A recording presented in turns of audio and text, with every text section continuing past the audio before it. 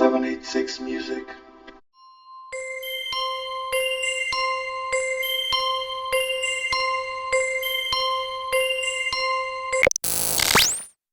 All right, so are you ready to go deep on Amal Nemer? Let's do it. We've got her bio, we've got some of her tracks from Beatport, and let me tell you, this is one of the more interesting stories. You think of a DJ and producer, you don't necessarily think architect, right? Yeah. Or former computer hacker.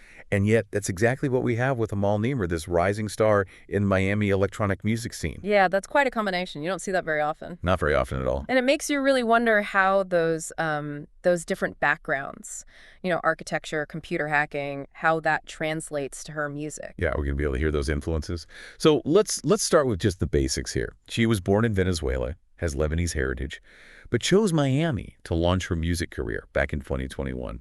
Why Miami? Well, in her bio, she refers to Miami as the perfect place to be if you're an emerging artist. And I think that makes sense. Miami's really, it's a global hub for electronic music. I mean, you've got Ultra Music Festival happening there every year, tons of clubs that are legendary in the scene. And it's, a real blend of Latin American cultures, which probably resonated with her own background. Yeah, you can see how she would feel at home there. Yeah. And it seems like she really has found the perfect spot to launch her career. She's found success pretty quickly. Releases on Moon Harbor, Glasgow Underground, Nervous Records, Whoa. Charting on Beatport, and even landed a gig at an Insomniac Records pool party. And for those who don't know, Insomniac is, one of the biggest names in electronic music, known for the massive festivals like EDC. Yeah, Electric Daisy Carnival. Yeah. So to play one of their events, that's especially this early in your career. What's the key to her success so far? Yeah. Well, I think, talent, of course, but her sound, I think, is really unique. She describes it as tech house, really percussion driven. You can hear influences from artists like Damian Lazarus and the Martinez Brothers. And those are two pretty big names, especially in the tech house world.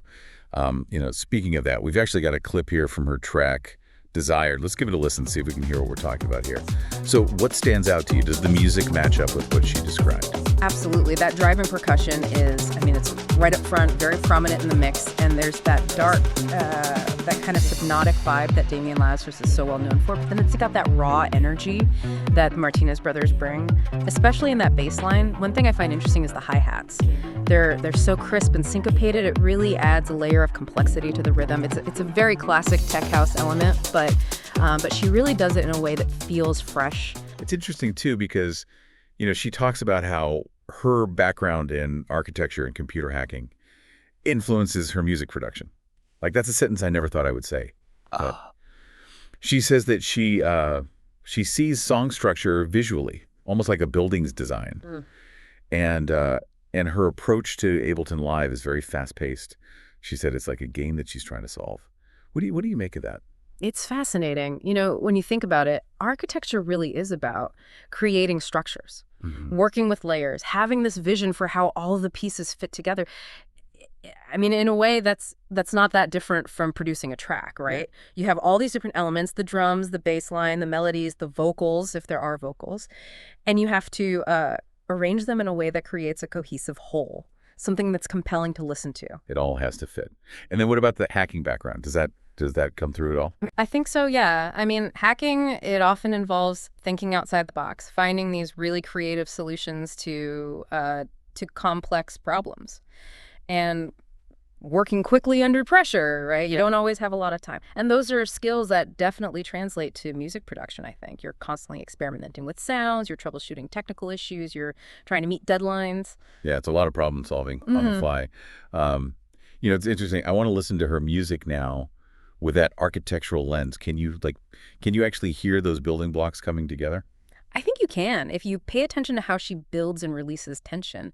It's almost like she's constructing and deconstructing the track in real time, revealing and concealing different elements to keep the listener engaged. Yeah, she's playing with those expectations. And one other thing I find really cool here, her name, Amal, it means hope in Spanish. And that ties in so well with her optimistic outlook. Yeah. And the whole concept behind her Manifest Party series, which, if you think about it, that word manifest, it's all about bringing something into being, making it real. Right. It's that idea of turning your dreams into reality. Yeah. And it makes you think, like, how much of her success is driven by that? You Yeah. know, that drive to create, that drive to achieve.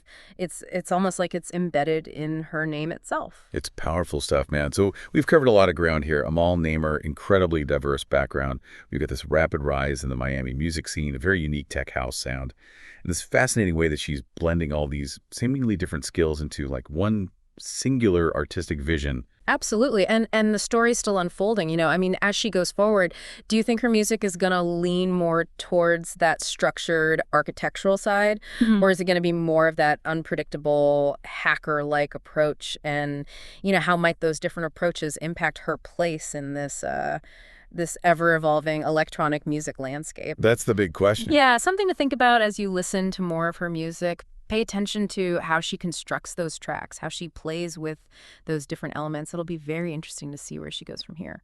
Amal Nemer, everybody. Thanks for tuning in. We'll catch you on the next Deep Dive.